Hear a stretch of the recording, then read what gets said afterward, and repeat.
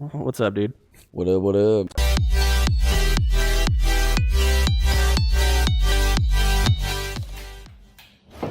Welcome back, everyone, to some more DualShock Guinness. We are continuing on with the Seaman Doles, dude. I'm actually kind of juiced to be back. Last time we left off, we had a little bit of a double threat, if you will. We had a bit of a double trouble.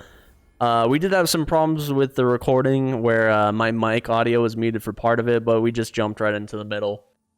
And you guys missed out on some hilarious of my nicotine hiccups. I don't know if you remember that. I do remember that, actually. But a bit of stupidity on my part, because the order in which we are to go is 1-1 to 1-2 to 2-1 to, I want to say 3-1, 4-1, but I had missed something. But one thing I did gloss over is that there's this archstone right here. So technically, I think this is supposed to be 3-1, but I thought one of those was 3-1. And the order is supposed to be 1-1, 1-2, 2-1, 3-1, 4-1, 5-1. So we were actually supposed to go here a little bit earlier. Is the Tower of Latria. Okay. This is one, I think you might like this area the most. It is the Prison of Hope. And they're one of the hardest enemies in the game is in the either second act or third act of this area. But yeah, this Prison of Hope. This is just a big old prison, dude. And honestly, this is giving me like Dark Souls 3 vibes.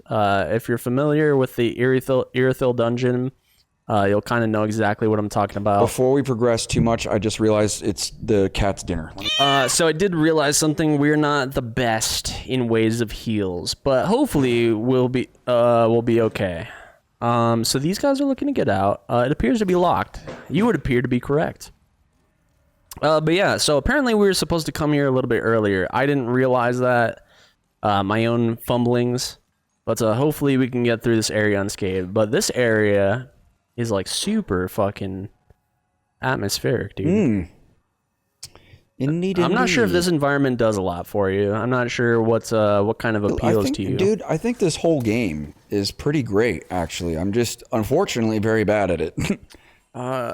Give it time. But I just need to stick with it. With age comes experience. I'm looking practicing. Yeah. Forward to you getting further into these games because, I think once you sit down and finish one, like reflecting on your experience, you're gonna be like, damn. I'm hoping that's the case, or like I'm sure it'll eventually get its hooks into me, but it just hasn't quite gotten there yet. But I'm sure it will eventually. Now, one of the last times we chatted about these games, we talked about like a differing of play styles actually, and how because you're familiar with the Jedi games, and those are more focused and oriented around like the parry system or like perfectly timing your blocks of the like. That you're like, okay, maybe you have a skill set that I don't quite have, which is possible. I'm not super unfamiliar with pairing. Like, no, I don't think I meant it like that. I think I meant it as like some of these games just play different or like are more catered to a certain play style than others. Sure. So if you're better at one play style than the other, you're going to struggle with some games where some people don't, as opposed to others. That was all I really meant. No, I didn't take it like that either. Like, because you very well could be correct. Like if, I don't want to give the impression that in the Jedi game that I had the hardest time ever. Like once I kind of got the feel for like how the game played, I was doing okay. There was definitely some struggles at some points. Like you had mentioned the what was it? The fight in which you're like a prisoner and you have to go through like the gauntlet. That shit was tough. I do remember that actually. That shit was tough. Did you play it on Master? I did, yeah. Yeah. Much at your recommendation, because you're of the mind where it's like, oh, you like the Souls games, of course you should play on the highest difficulty, which I was not opposed to. That was perfectly fine by me. Yeah. I like a challenge. Well, I mean, the way I was looking at it too is like I beat it on that difficulty, and I am not a Souls player, so I'm like, a Souls player would probably want to play this game on this difficulty. Sure, I get that. The narrative of that game was really good. I'm looking forward to getting to Survivor. Yeah, I'm looking forward to you getting to that one too. That one's solid, man. I think fucking chilling. You can see I downloaded a little. Oh, dude, I saw that ghost in the distance. I'm like, is that a fucking the ghost of Christmas past coming to fucking take my little asshole. Shit. But yeah, it's very possible because I'm much more proficient at pairing in Dark Souls 1 because especially when speedrunning, you kind of have to be at some points. Yeah. Especially for the final boss, like that boss is made dramatically easier by pairing it. And it's like this cool like idea of, so the last boss of the game is Gwyn. Yeah. You hear about Gwyn through like all of Dark Souls, and it's like, oh, like the mighty ruler Gwyn, or like this, that, and the third. All right, bitch. Yeah, and totally off topic, but I just wanted to throw this out there too, because you were like I can't remember like the last thing that you played that I recommended. I played Evil Within 2. Right. I did forget about that. And I really liked Evil Within 2. I thought I liked it significantly way more than the first one. I get that. Yeah. Yeah, I thought Evil Within 2 was great. Thought it was a great game. It was like, I said this before, but it really felt like the precursor to like all the Resident Evil like remasters and remakes. Yeah. But yeah, that was so good. Yeah, Evil Within 2 was very solid. I liked it a lot. It was not that this is like a slight or anything, but like you've just had more games to recommend me where I don't have so many to recommend you. Yeah, but I don't think it's more so the fact that I won't play the games you recommended. Sure. I just think I've ended up recommending more than you've recommended me. I think that is completely agreeable. I think that's really all it comes down to. We have the third floor key, so now we need to figure out where this goes. Yeah, honestly, like I play a lot of games. I'm open to a lot of games. Appears to be locked. Okay, so we need to find a door. Dude, I recommended my brother this game, and I'm starting to think that which one, Caden or yeah, Caleb? Caden. And I kind of think that I might recommend it to you as well, just because it should only take you like 6 hours to beat. Okay. And it's Code Veronica. Cody V, dude. Yeah, because like I told Caden, I was like, I really recommend you play this game. I was like, it's not the best Resident Evil, but I do think it's the most underrated one. And I was like, it's gonna be old. The dialogue's going to be cheesy because it's old Resident Evil. But I was like, but I want you to see the ingredients of what the remake could be. You get what I mean? Okay. And Caden was like, all right, I went into it. And then when he got done with it, he was like, dude, that game could be hype as fuck as a remake. And I was like, I know, dude, right? And he was talking to me about like specifically the second half of the game, because he was like, the first half of the game, I was kind of like on the fence about it. I wasn't sure. He's like, but then the second half of the game comes along, and he's like, the twists and turns the story goes through, and the characters that arrive. He's like, I get why you think it's a hugely underrated game. I was like, I think Code Veronica is the true Resident Evil 3. Okay. You know, like Resident Evil 3 feels like a DLC to 2 in a way. To me personally, Code Veronica feels like the proper sequel that perfectly segues itself into Resident Evil 4 and 5. Okay. Plot-wise. Okay. So if there's a game that I feel like you should check out that like kind of in preparation for when Code Veronica eventually gets a remake, because I'm sure they will remake it, I would recommend Code Veronica. That, and it's like a short and sweet kind of game. It shouldn't take you very long at all, because I looked at how long it took me, and I think I beat that game in one sitting. Damn, all right. So, holy fuck. Yeah, as a quick like little pit stop, is there like an optimal way to play that game, like an optimal platform? There is. It is on the PS4. Okay. So you can play it on the PS4, and it has trophies too, if you're interested in that. So yeah, dude, Code Veronica, man. I'm not saying it's perfect. It's not a perfect game by any stretch of the imagination, but I do think that it's severely underrated, and I think pretty decent too. If you're a fan of the franchise in any way, and you like the older school, like more old school kind of feel that Resident Evil has, definitely play. See, is it the tank controls? Kind of. I'm not the craziest on tank controls, to be honest. Like, it's okay. I can probably learn to get past it, but it's not. The reason I say kind of is because the tank controls in the original Resident Evil were fixed cameras. This game does have tank controls, but it's not necessarily fixed cameras. Okay. If that makes sense. Think of Silent Hill 1. Okay. It's almost exactly like Silent Hill 1, if that makes sense. Sure. All right. Yeah, I mean, at the very least, I'm willing to give it a try. And I believe Shinji Mikami made that one. Code Veronica. Which I'm sure you are. I've talked about him plenty. I'm sure you know who Shinji Mikami is. Of course, bro. Of course. The godfather of survival horror. Yeah. How do we get the item up there? Or like we could probably get like a bow and arrow and like shoot him down or something like that. Good point. Brain work now. Yeah, I'm not opposed. I'm pretty open to trying just about anything, especially lately. I know I've got a list of games for you. I've just played so many games over the years and just different styles of games that like, I feel like if I do recommend you something, it's because I feel like it's a game that you like people should play, you know, like it's not because I'm just like, oh, it's a solid game. Like because there's tons of just solid games I could recommend, but like something like Code Veronica, I think you like Resident Evil enough. Oh yeah. And I think it's important enough to the plot that I actually think it would be important for you to check that one out, you know? And then, like, in as far as like turn-based games, because I know you've been kind of into those, that's why I kind of was like hinting towards you getting to KOTOR, because I think you would really like Knights of the Old Republic. Sure. And I know you're not the biggest Star Wars fan, but I would not recommend you something Star Wars if it wasn't good.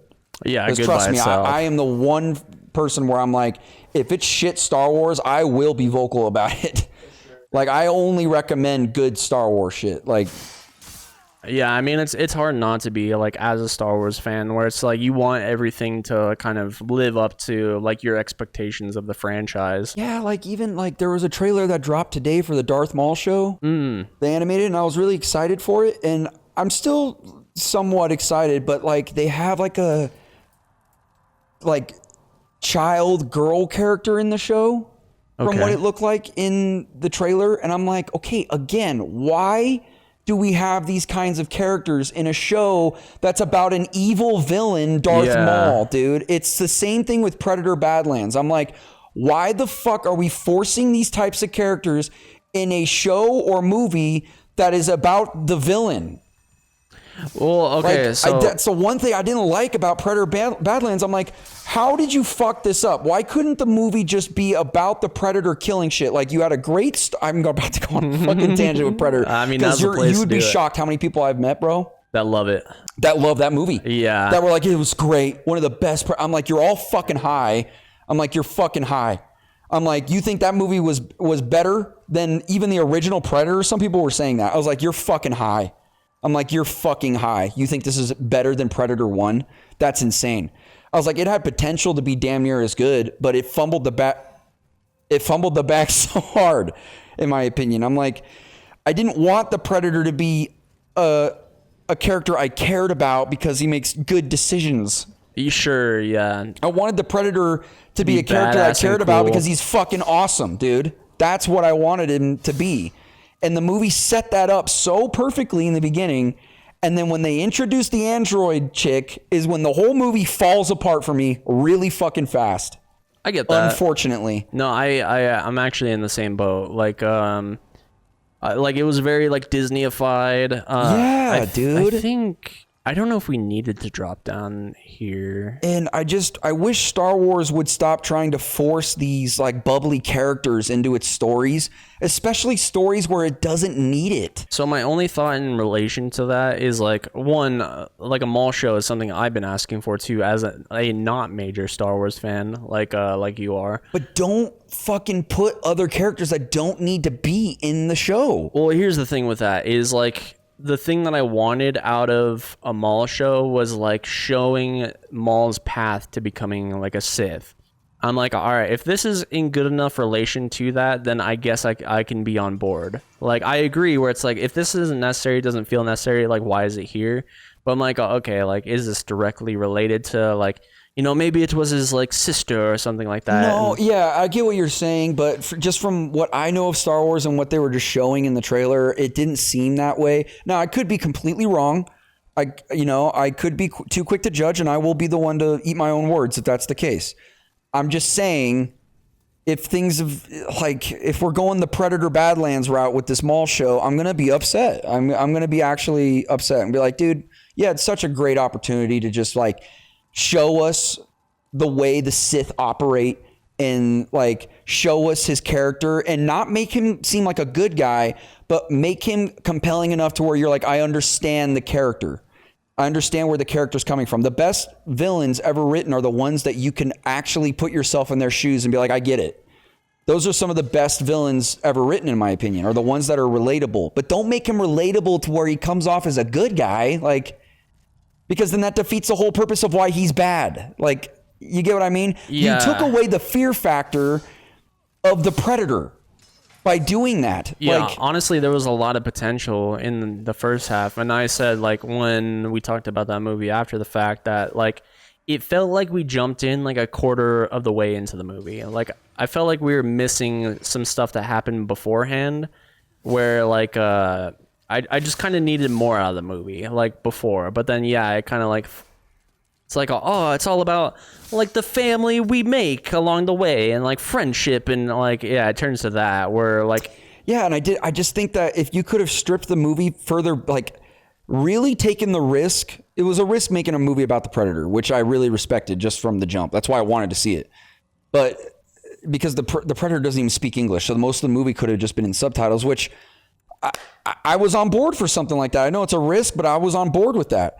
But I think they should have even gone further down that line of thought and been like, what if we just made this a personalized film about the Predator? There's not really any side characters, and it's just this, like, development of this character on becoming... what is it, the Yacha? That's the name? Yacha. Like, becoming accepted as one of their own. Like, that's what the movie was about.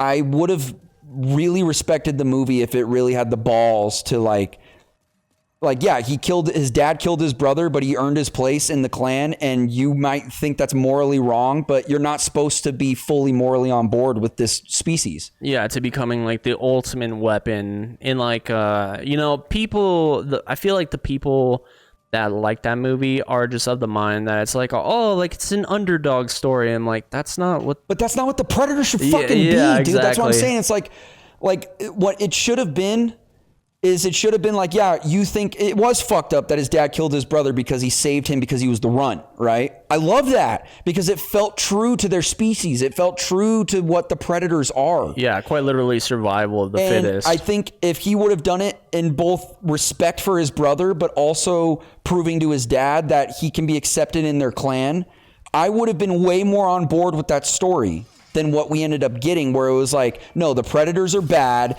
but this predator's good. That's so stupid to me. I did not like that at all.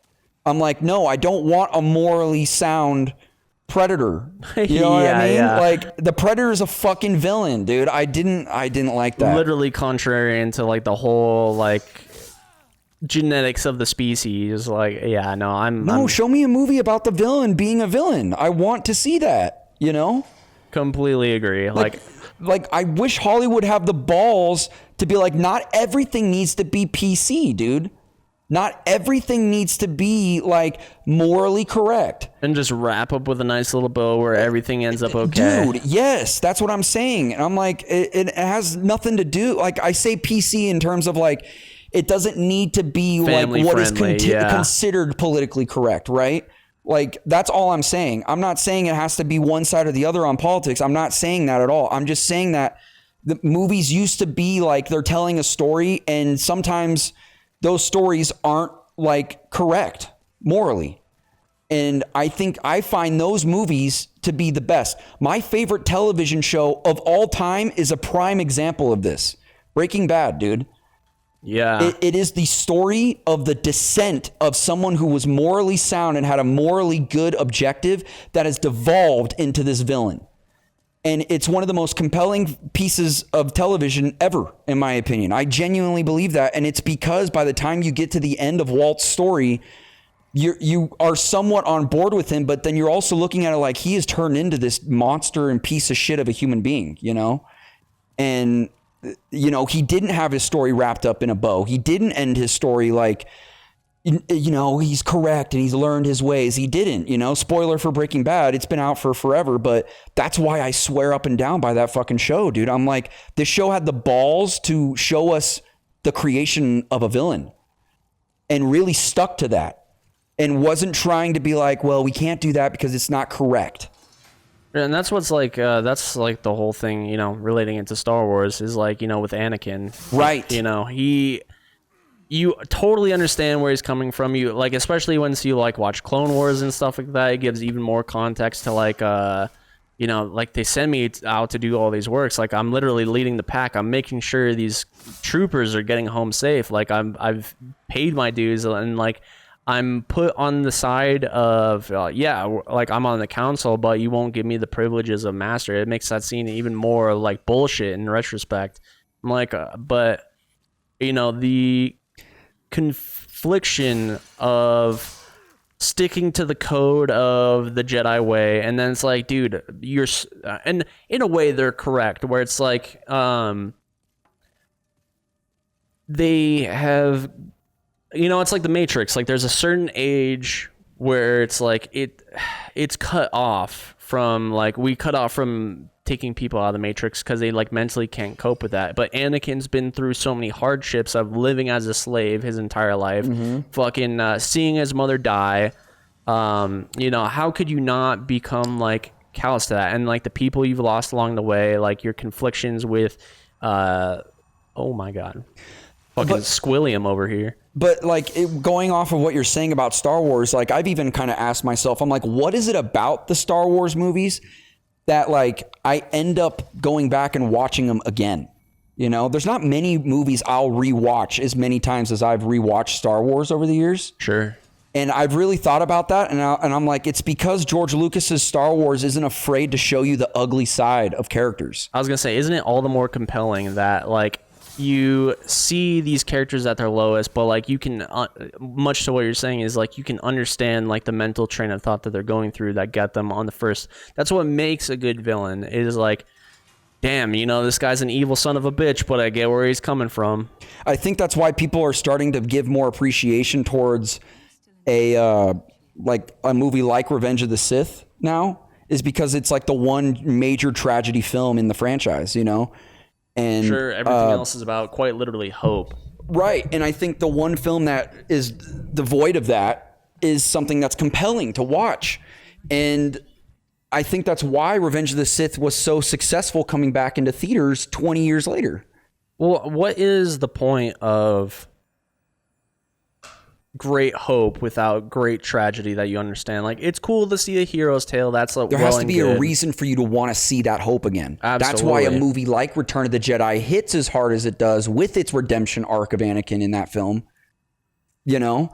Sure. It is because you got the tragedy film before of his character. And, you know, some would argue like, oh, I didn't like the prequels because this and this and this. And I'm like, I would argue that it actually makes Return of the Jedi's ending much better with Vader hit more on an emotional standpoint because we have that knowledge of Anakin's character. Absolutely. Like, you get the emotional through line, and then like, you know, the question is fun, is like, oh, is Anakin actually the chosen one? Is he Luke? I'm just like, yeah, I mean, but you know, you start thinking about it more, and it's like, easily to sum up line is like, Anakin was supposed to bring balance to the Force, but that doesn't necessarily mean for the good. And I think like if you're going to have a character that's supposed to represent hope, they need to be able to go through something that tests that.